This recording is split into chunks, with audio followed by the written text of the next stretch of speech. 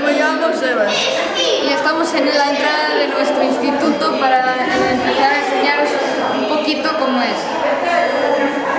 Vamos a dar una vuelta de cómo es.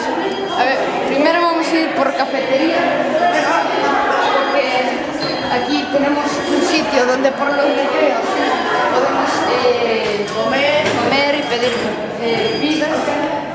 Y aquí en horario de clase están recogiendo y haciendo de todo. Y aquí, no sé si veis un poco lo que hay. Y por el otro lado piden las bebidas y todo. Ahora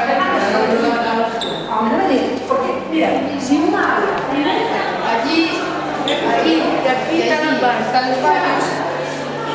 Y si podéis ver, hay una rampa para subir. Ahora vamos a subir a las clases de primero para que en lo que estamos nosotros, para que podáis ver cómo somos. Pero primero vamos a enseñar unos trabajos que hemos tenido que hacer primero. Aquí hay algunos, pero veis que tiene unos palitos por aquí.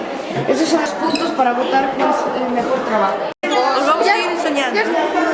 O instituto. Sigue. Venga, va. Ahora vamos a enseñar Las clases la clase de primero a la de eso.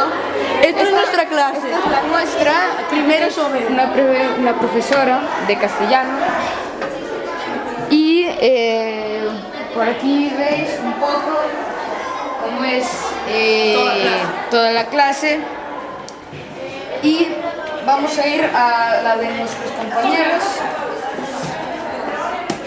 A ver, por aquí. Bueno, aquí estáis viendo nuestro recreo, lo cual no podemos enseñar muy bien porque está lloviendo y se va mojando. Hola, a ver, hemos vuelto al pasillo de cuarto de la ESO. Y aquí hay un pequeño mural de